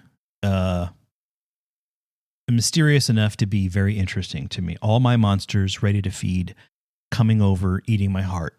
That's a little stanza in this song. Love it. Super cool. Same song has the line, corpse, fragile like rice paper. Totally takes me out of the moment when I like zero in on it. I don't know what that means. I mean, I guess I'm assuming rice paper is fragile. Okay. But it's such a bizarre, like, visceral description. I immediately start thinking of Vietnamese food, rice paper. Like, you see what I'm saying? Like, it totally takes me out of the moment because I'm trying to comprehend rice paper. You're thinking about spring rolls. I was thinking about spring rolls. Like, I can go for a spring roll right now. You know what I mean? Like, why rice paper? I don't get it. Because it's fragile and it's brittle, which if you've ever spent any time around corpses, Stop it, Aaron. They're not, they're only temporary hunks of meat. As that goes on, they're very fragile beings. But like for me, like, yes, spring rolls are delicious. Okay. And if a plate just like materialized here, like I wouldn't be mad. A little peanut sauce? What's not to like? But the fact that you're still thinking about it. Yes. And I take away a very different visual from that. Like I like that brings to me like decomposition, decay, just I definitely think that's what it's supposed to do. Fragile, for sure. Fragile being the key word in that, and just within the context of how epic that song is, there's a vulnerability and a fragileness that just kind of like creates that weight that we just feel. It's just like it almost it makes me sad. And it's like that's what music is supposed to do, make you feel definitely something. Think about what Aaron is saying and not what I think about. I'm going to start a band that writes songs exclusively about Vietnamese food. Vietnamese rice paper rolls. Rice paper rolls. Soak it so it's a little wet. Yeah. They're very tricky to put together. They are I don't tricky. know if you ever made spring rolls, but I have. It's a great couples bonding experience. Once is enough. I digress. The artwork for this album is a motif. I actually don't know what that word means. I just made it up. I'm not sure if that's the right word.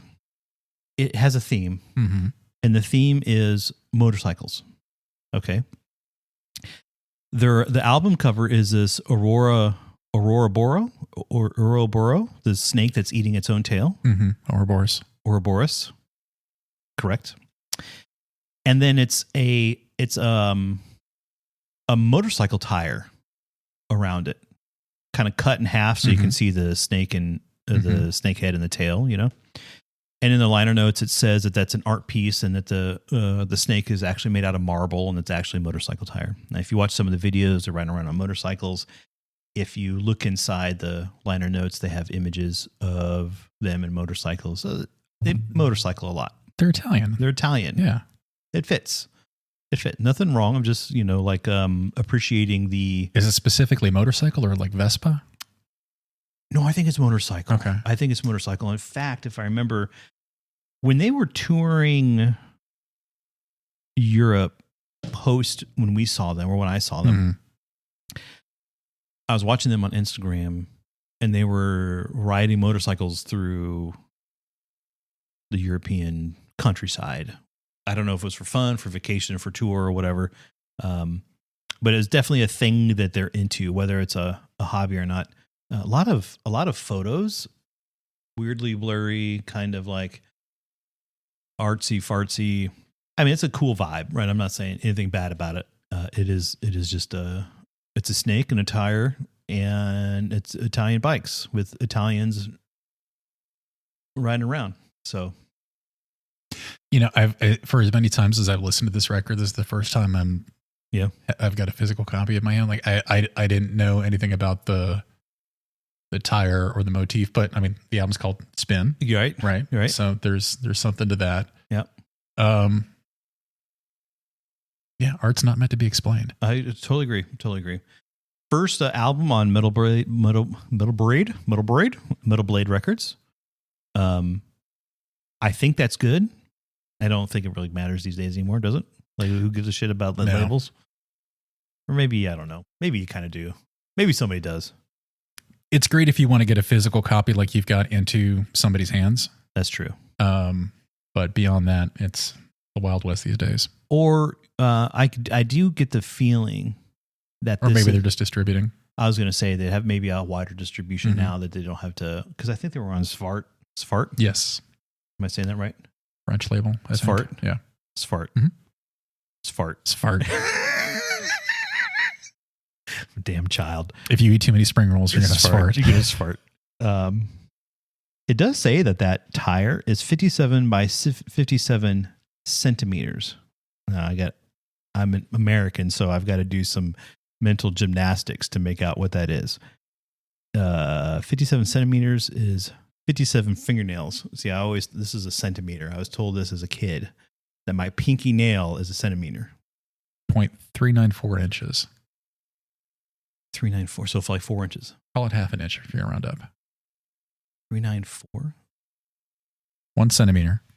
But do 57 centimeters. We're using technology here to do complex math. 22 inches. So 22 inches. Okay. So just under 2 feet. So that is like this big around. Yeah. So somebody made that and they stuck, roughly the size of a motorcycle tire. What? Because there's a tire on it. Gosh, we're so smart. Yeah, it's cool. I really like it. Again, my old eyes, liner notes wise, there's black on gray reading. I mean, I have to almost, I hate to say this, get a microscope and under light source to read this crap. Which, back in the day, we would read in the dark. It felt like in the dark. Scour. And we would read all this and then see who's playing what solo, whatever. But they include the lyrics, which I really like. And the lyrics, hit or miss, not a big deal. Cool. Reminds me of Paradise Lost, though, by the way. It does. And I think that they toured together recently on PL's last European headlining tour. Oh, really? I think Messa opened for them, which I think part of why they resonate so well is like it feels like there's roots in that PL ecosystem that we both have fanboyed about for forever. Yeah. Feels like an evolution from kind of those origins, and they're taking it to the next appropriate level. Yeah. But very complementary. They're different animals, but they're very much in the same was going to phylum. Yeah. Oh, fine. Whoa. Yeah. Go Greyhounds. Smart. All right. Last record of the day. Witchcraft. Idag. Which I always see as I don't give a fuck. But that's not the right letters. I have to say, I don't give. I don't give. I don't, the Swedish, I don't give. I don't give. Tell us about Witchcraft. So, Witchcraft, which unfortunately I do not have a physical copy in my hand for the reasons that I alluded to earlier, although I would love it. But other than just the composition, some of the notes, the lyrics are not printed in the record because there's a level of mystery and interpretation that Magnus Pelander does in all of his records.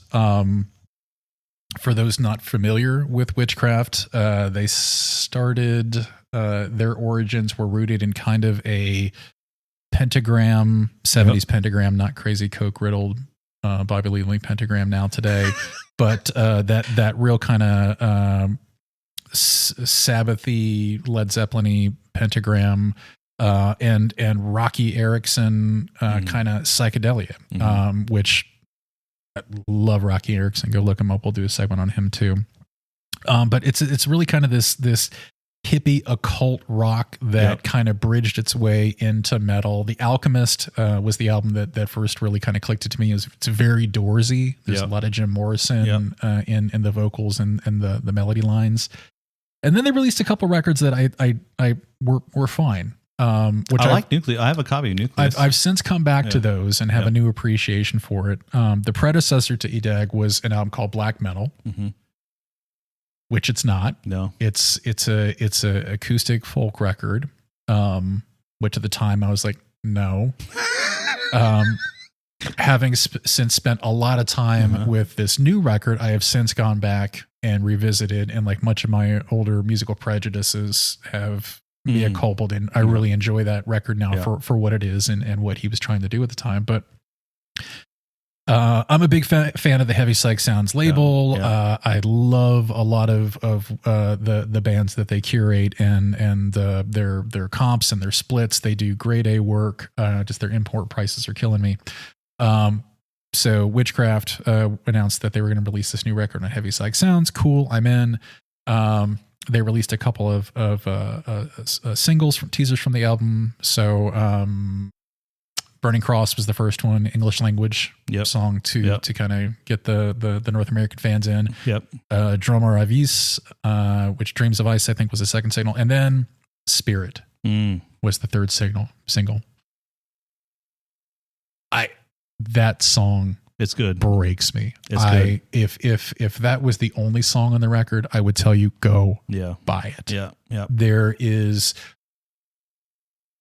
getting ahead of myself, the album, since it's been released, half of the album is in Swedish lyrics. The other half, obviously, not in Swedish lyrics.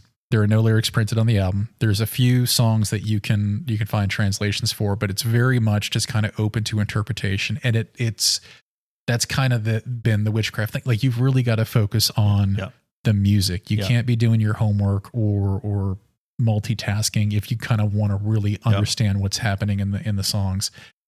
Thematically, it's not all that different from what they have done in the past. It's definitely a little bit more stripped down. The production feels a little bit more organic than some of the more metal-esque stuff.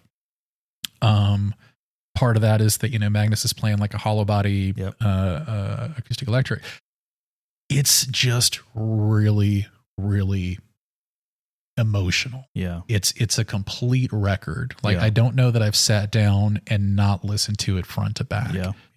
And, the opening riff to Idag, which translates to today, a very purposeful statement. It's just very simple. It's straightforward, but it's got a dominant kind of dun dun dun dun dun dun, dun, kind of like a classical kind of like punctuation. These simple riffs, and his voice, Magnus, is just like butter. He's just velvety. It's just, and the way that he warbles through octaves and hits those different pitches, it's almost it's an instrument. I know that the voice is an instrument and everybody's voice is their unique instrument, but he is the epitome of that idea to me, where his voice sounds like a unique instrument that is no, you can't get those sounds anywhere else. Yeah. Totally agree. And just the way that and I've read some interviews. There's a good piece in the New Decibel where he kind of pulls back the curtain a little bit into just kind of what drove creatively the album without giving away too much. But there's a lot of purpose. There's a lot of intent. But it's just like, it's all the things that he's been trying to do, obviously post-pandemic, coming off of a very different acoustic record. It's kind of a reintroduction to the band. Yeah. They were on Nuclear Blast previously, great label for what they do. I don't know if Witchcraft was the right home for them. Heavy Psych Sounds is like, the best place they could have possibly landed. They're getting more promotion off of this record than I'd ever seen previously. But it's a very thematic record. Yeah. There's you can, the way that one song segues into the next, it's like I said, intentful, purposeful. Those are words that I always fall back on listening to this. Track lists today are less important than they used to when you had a side A and a side B. Right. But like the track listing going through, you've got the first half of the record that's weighted in Swedish language. You've got the acoustic interlude in the middle that shifts into Burning Cross and the English language, and then you've got the coda at the end that kind of brings it back. It's like he's fucking with us a little bit. Yeah. And I'm here for it. I'm here for it. Yeah. But Irreligious Flamboyant Flame, like there's a boogie to that. Yeah. That it's got like a swing vibe to it. And it's like if I've heard that, I don't know when the last time that I did. Maybe in the 70s on an old Pentagram record. Yeah. Spirit, I keep going back to that song. We talked, I don't know if we were on mic when we talked about it, but we talked about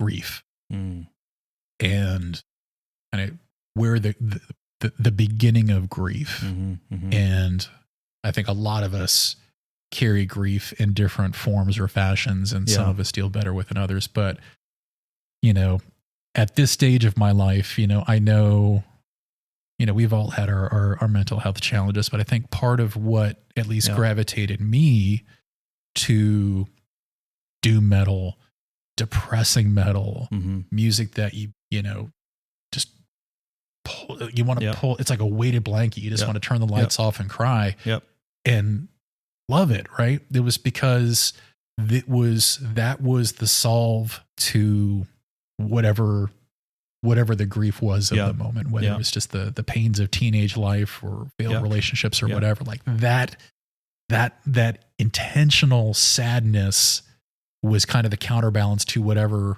was happening in the world. And somehow that made it okay. I call it a catharsis because I actually have a post, theoretically should be live by the time this goes out. So on the website, where I kind of like just tell it at a surface level how I got into metal.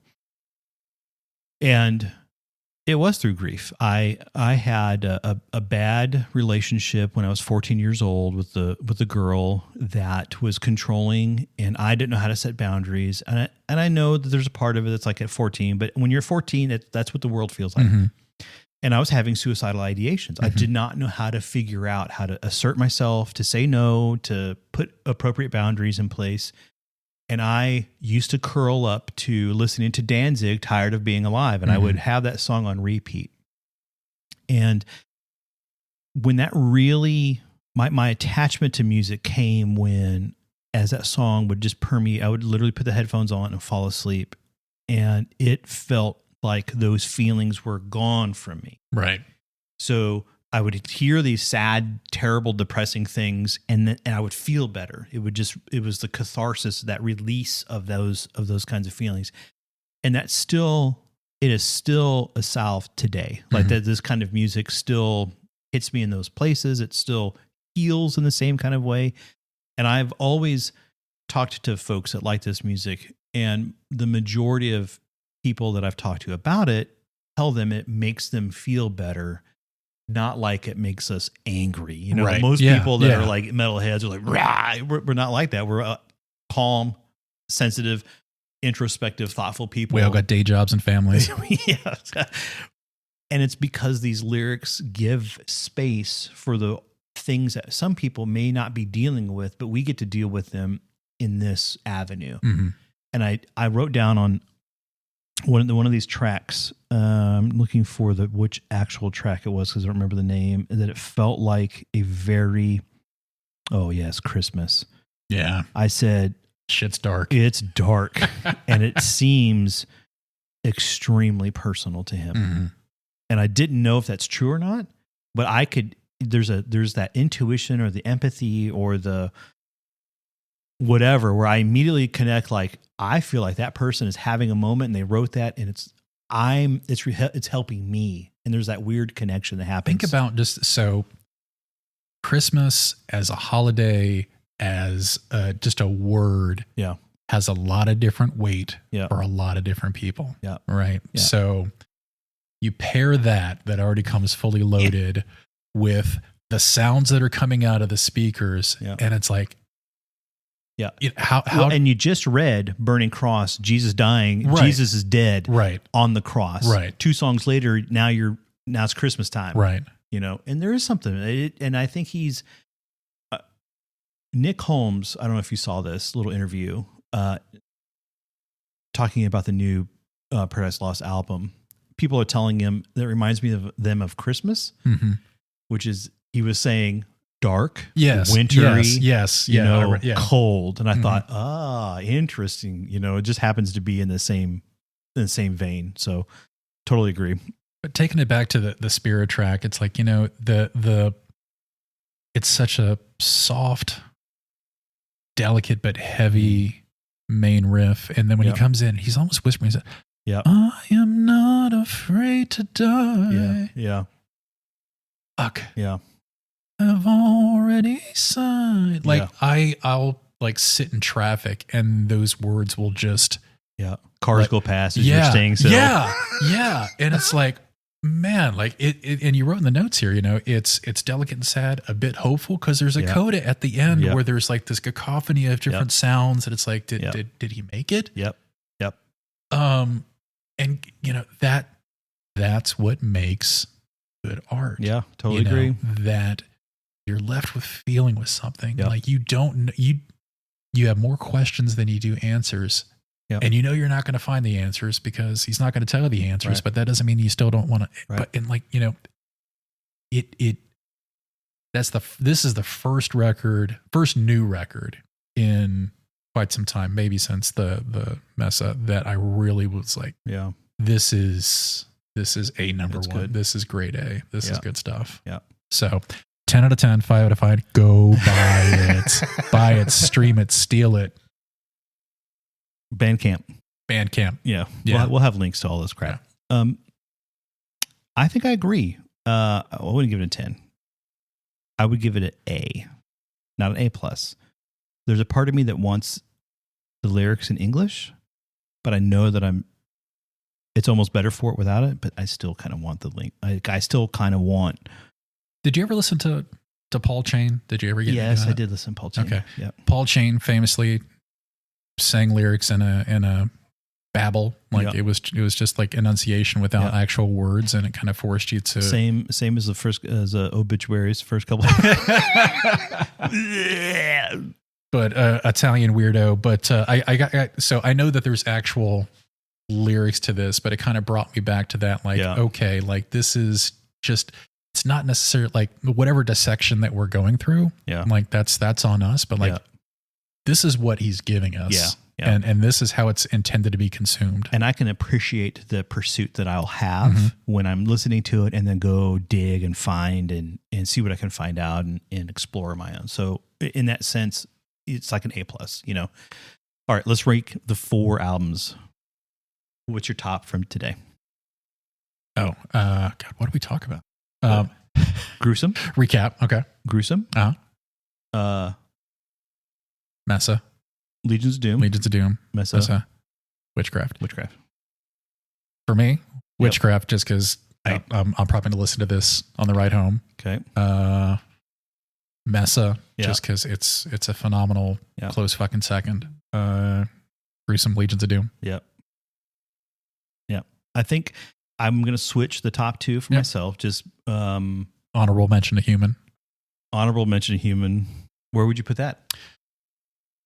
It's in a class all of its own, man. Well, yeah, it's kind of hard to put in the stream. I mean, I would put that above all of them. Yeah. Just because, man, you can't. That's. But for what we're talking specifically, I think Messa from the spin, and when I say close second, I mean they're kissing. It's hard to actually.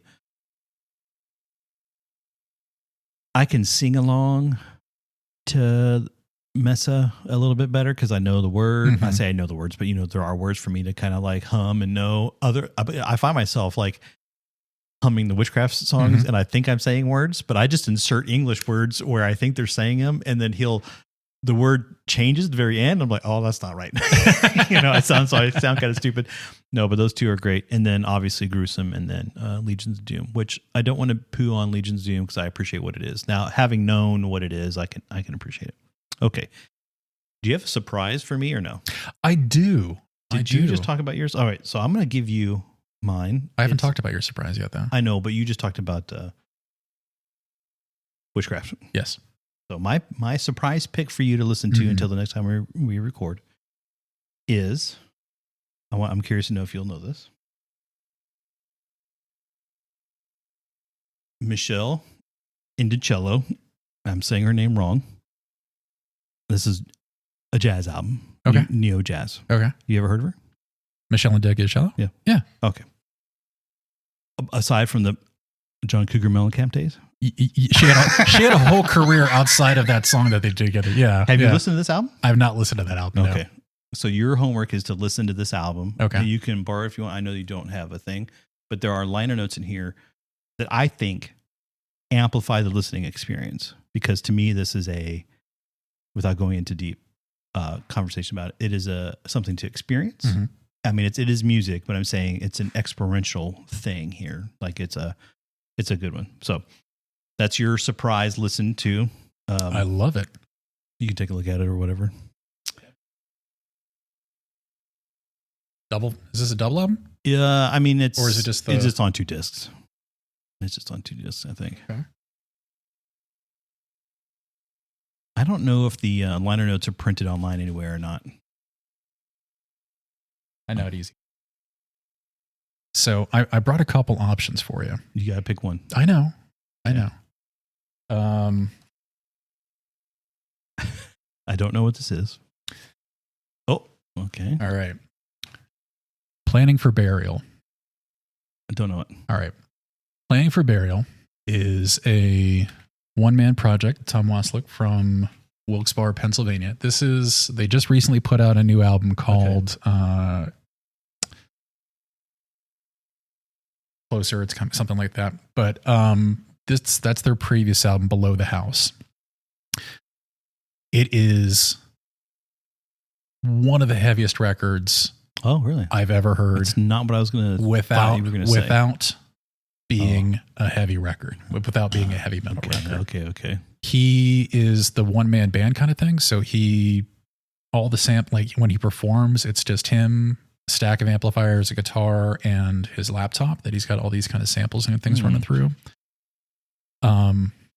Interesting. Try to find a time to listen to it when it's gloomy and raining. Okay. Adds to it. Yes. All right. And, when we talk about, I don't want to give too much away, but like when you talk about grief and music transcending you to a place outside of grief, there's a lot of grief in that record that somehow makes me feel a little bit better about myself at the end of it. I can't wait. Would it do a disservice if I were to ask for a genre? If you think it would. So that's the other thing. So there are definitely some metal-ish tendencies, but it's kind of shoegazy. Okay. It's I mean, there's some samples. So it's Closeness is Easy is the latest record for anybody that's listening to this. But it's a little shoegazy. It's a little gloomcore, indie, but like it's heavy. So, and part of the reason that I love it is that it's so hard to describe. But it's just this one guy that's had this very DIY body of work. Puts all where's he based out of? Wilkes-Barre, Pennsylvania. So, blue collar guy. Very cool. But, you know, he channels what he's going through his music. And man, dude's going through something. But there are some tracks on there that we'll talk about next time that are just, man. If I'm not mistaken, there's an attribution to a Circular Saw, who the Circular Saw in a particular song is unknowingly played by his father.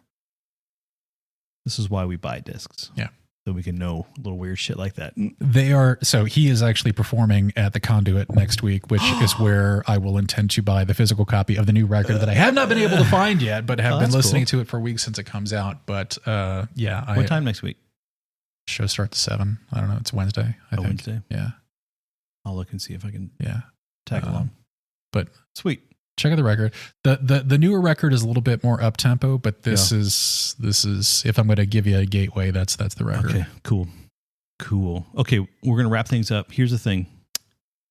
I kind of want to talk about Black Sabbath, but I think we're pushing the 2-hour limit. So we may push the conversation for Black Sabbath because I'm going to be a good boy and try to watch the majority of Back to the Beginning, which at the time of recording will happen tomorrow. Tomorrow. And I did see some things online already that tells me it's going to be a disaster.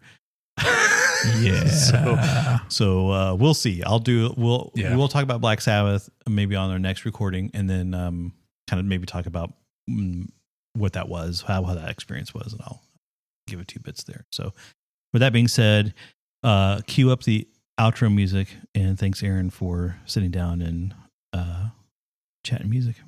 We'll do it again. All right, bud. Thanks.